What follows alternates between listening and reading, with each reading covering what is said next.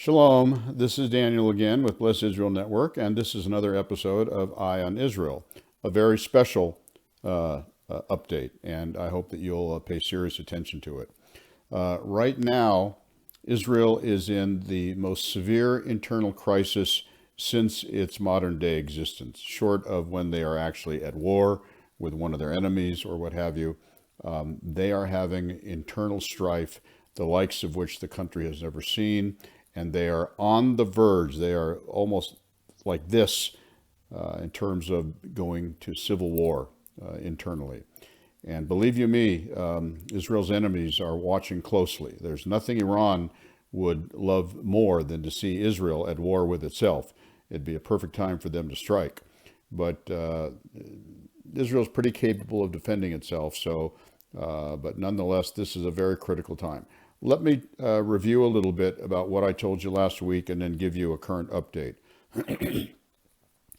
Benjamin Netanyahu campaigned when he won re-election again, and is currently the longest-serving prime minister in the history of Israel.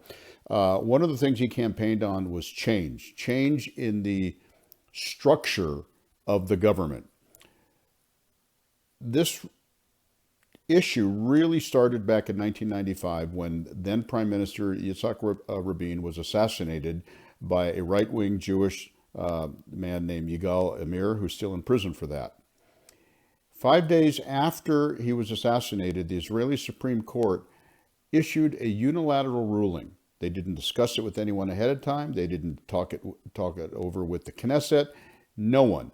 They huddled, they issued a ruling, and they announced that going forward, they were going to be the last word in anything that happened politically, legally in Israel. This was unprecedented, and this still is in effect today, which is at the core of all of the protests that are going on. But let me give you a little context here.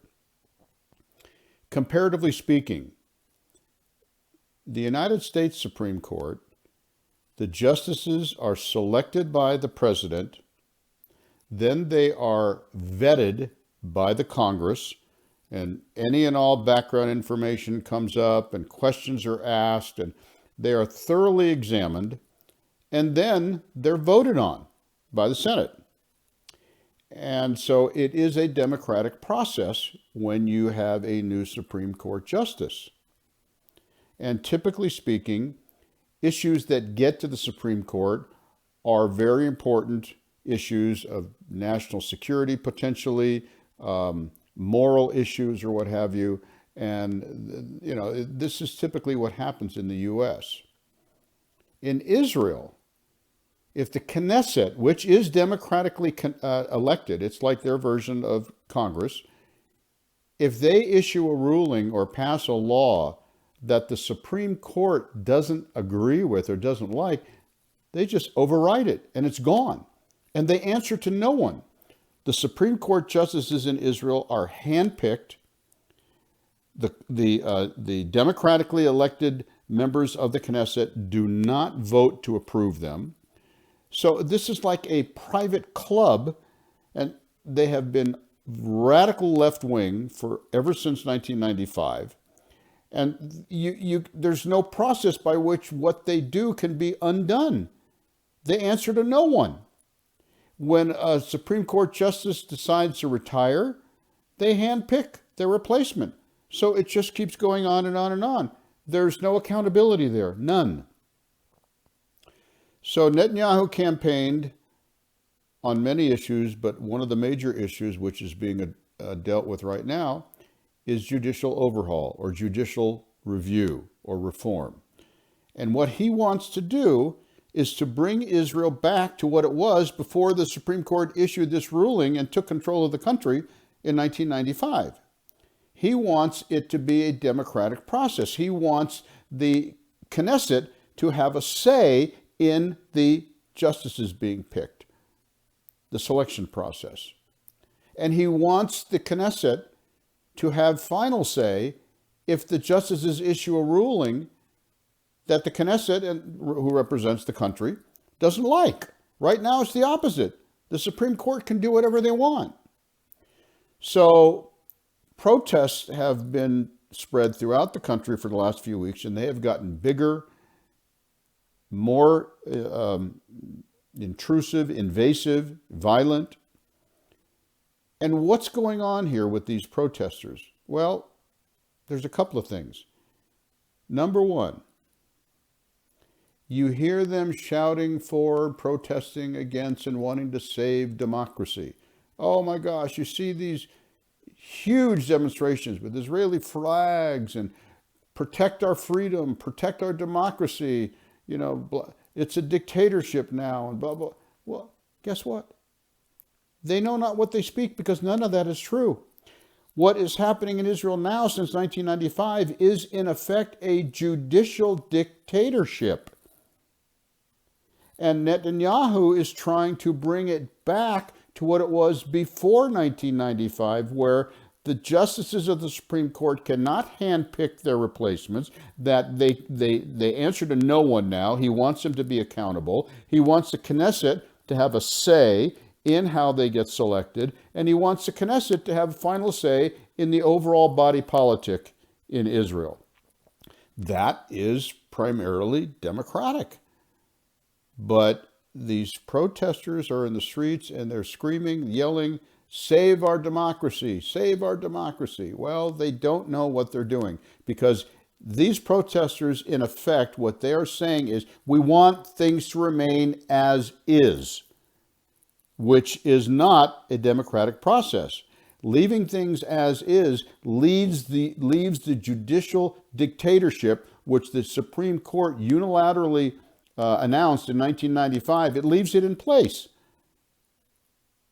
So what I'm trying to say is most of the world has been misled thinking that Israel's democracy is at stake. It is not. If what Netanyahu is trying to do goes through, Israel will be a stronger democracy than it is now. It's basically, as I said, a judicial dictatorship. So the other issue which is going on, aside from the, as I said, the sheer ignorance and not understanding the nuts and bolts of what this issue is all about and why and what these people are really protesting for and against, the other issue is sheer vitriolic hatred of Netanyahu. It's almost like Trump in the U.S.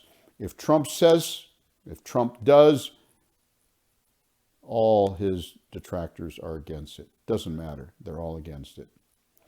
So this is irrational. It's emotional. My own family who lives in Israel, they hate Netanyahu. They will not even talk about the issue, the nuts and bolts of it, because their hatred for Netanyahu blinds them to talking intelligently, cogently about the actual judicial reform issue. That is the other component that's going on. So you've got ignorance of what the actual issue is and blind hatred of Netanyahu, which is driving this whole thing. And it has gotten terrible. Buses have been blocked. Trains have been blocked. Streets have been blocked. The busiest highway in all of Israel is the Ayalon Freeway, Highway 20, that runs right through the heart of Tel Aviv. These demonstrators have closed that for hours at a time. It's wrong. In a democracy, people should be allowed to peacefully protest. I support that.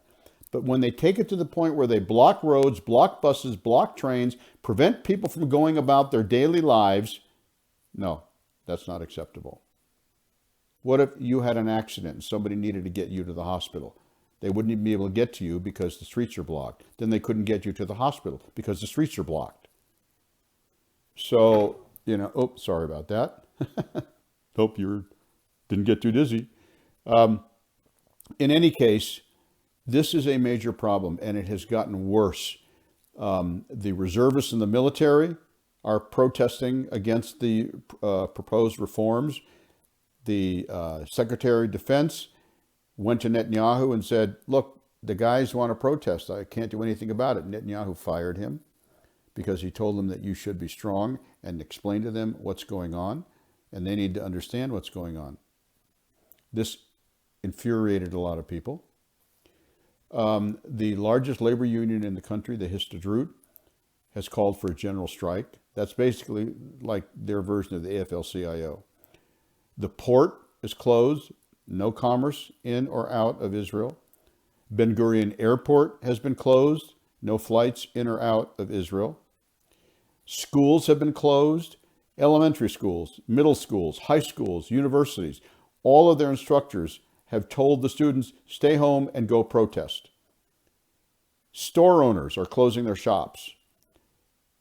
It's just unprecedented what's going on in Israel right now. Absolutely unprecedented. Let me show you some newspaper headlines from some of what's been happening.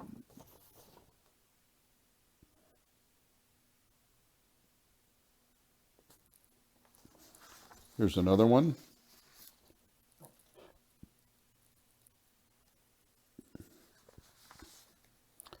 Here's another one.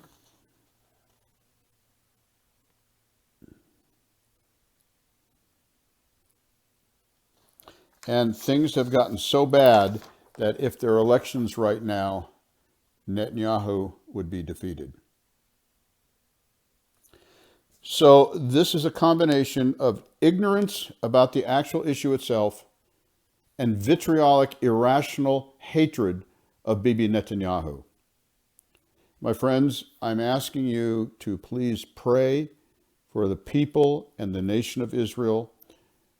It's overwhelmingly left-wing and secular. And of course, we are Israeli citizens. We have been for the past 12 years. This is what we've had to deal with. We find ourselves having difficulty talking to the average person because they are so far left. So they really need prayer. They need God, because 75% or more of the Israeli population is left-wing and secular. My own family, who I love dearly, absolutely hates Netanyahu.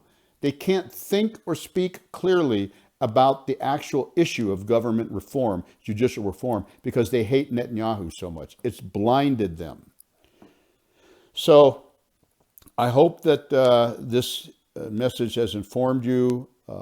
It's a very serious time in Israel. I will continue to try and update you as things as warranted.